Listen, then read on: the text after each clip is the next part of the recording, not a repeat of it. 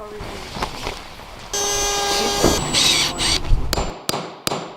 just trust you to just do it. Just make it happen.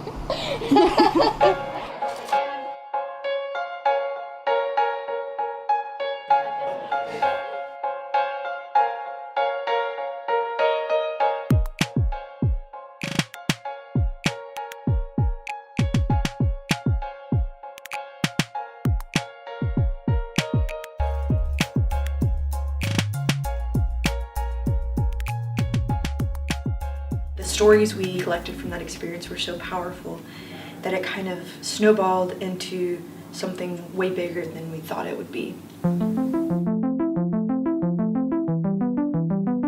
The self-exploration project would integrate the arts and the sciences and the humanities in a powerful way, to both educate the public about cervical cancer, acknowledge the complexity and diversity of experiences with the cervix, and to really just open a dialogue.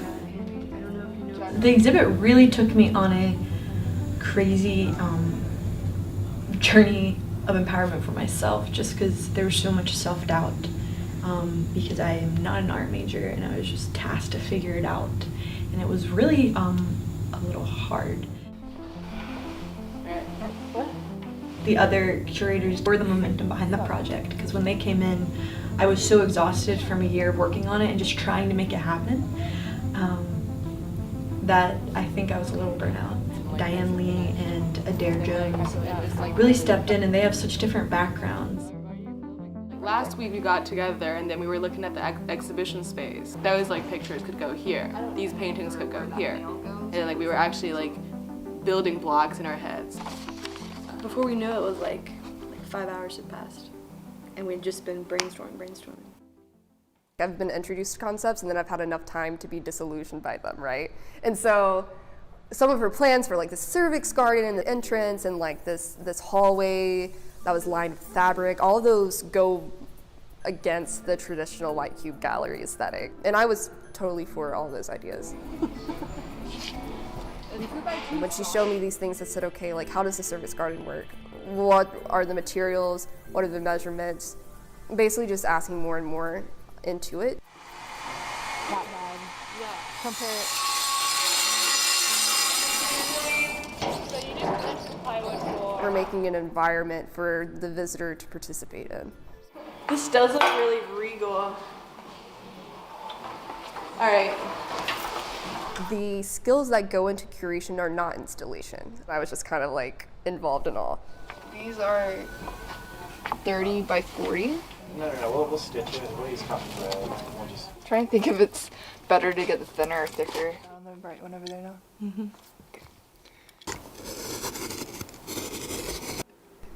The art would be finalized by the person installing it. For me, when I go forward and create things, I will think about what is it going to be like for the person installing this. That's how that might work. Can this be transported easily? Do I need to build some sort of device to keep it sturdy because it's fragile? Those are valid things in the life of the object in which you've created that I think sometimes can be forgotten because you're so focused on the process of creation, you're not thinking about the way the object will interact with the world after the final brushstroke. Because all this is white. Is that how we line it up? Even though we all had difficulties navigating each other's opinions at times, I think at the end of the day, no matter how much we might have disagreed over where things should be, I think that brought us together. Oh my goodness. Libby, I felt like I had to take off my shoes walking in here. This is sacred ground. I love this kind of energy. It's like a performance coming together. That's what I'm used to. Yeah, it's an iteration. We had everything hung and then we all came together and decided to change it all. Because we don't want to overwhelm the You would open the door and walk through the vulva. It allowed the visitor to come into a different mindset and to focus. This so transforms the space to have these fabric corridors, and when you walk in they billow too. That already is creating the sense of fluidity and motion, and how our bodies are always systems in process and in progress. They are not static. I remember this scientist who came through with his son and his wife, and he felt like, and said, I used to build nuclear reactors, and you had to vacuum your shoes, put on booties, put on a full paper suit, and that's what that entrance made me feel like I needed to do that because I didn't want to soil this space. He was so drawn in by Jenny's huge paintings on the outside door and was just like, and then his wife had opened the door for him, and then here's this opening, the vaginal corridor opening into this inner hidden world, and he stepped through, and he was a statuesque man, like 6-something feet, 6.5 feet tall almost, like he was just, and he was like, I had to engage my whole body, round my shoulders, duck my head, lift my feet, and stepped in. and he just turned with his eyes wide and said, I felt like I was being born in reverse. to hear this man, I imagine in his 50s, was very powerful. And then above you was this painting that hung down from the ceiling with abstracted cervix, but also with a background that looked very celestial, like dark colors and kind of stars. I think that arrangement normally seen in kind of religious settings, like you're looking up at a saint at an altar or something like that. And it suggests reverence, so metaphorical, but then also literal in that there's the vulva, vaginal canal, cervix. A lot of these pieces, you can come to a greater understanding of them if you know a little bit about the artist. Not to walk in and think everything's gonna hit you in the face, but to seek out meaning in each piece, and to maybe too, if you see a piece at first and think, don't immediately have some sort of connection with it, to stand there and then consider, why do I not have a connection with it? And ask yourselves questions to the immediate reactions that you have. It was really quite astounding whenever you walk into the exhibit the opening night. Everyone was it was so loud in there.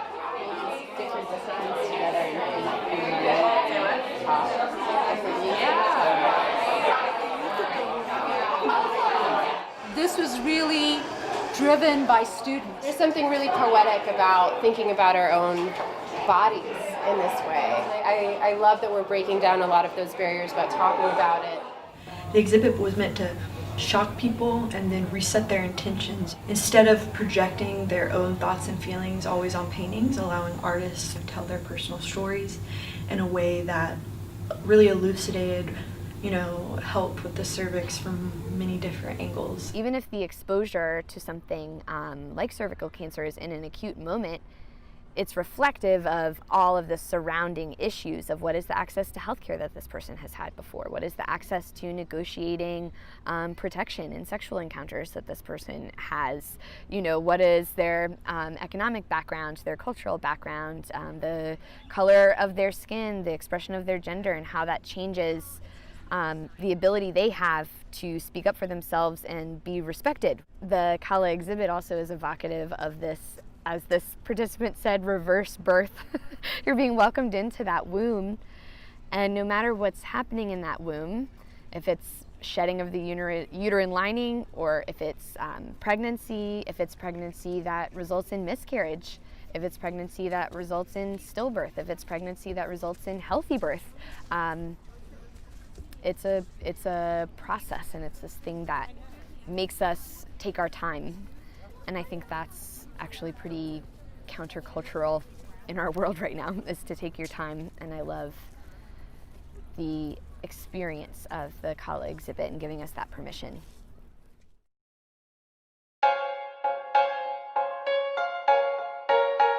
Even that there are different cultures represented here, right? That we can talk about the history of gynecology, or that artist there is from Korea, or that this here represents sterilization in Puerto Rico. Focus in on some key pieces, but simultaneously understand that this is a part of a continuous story.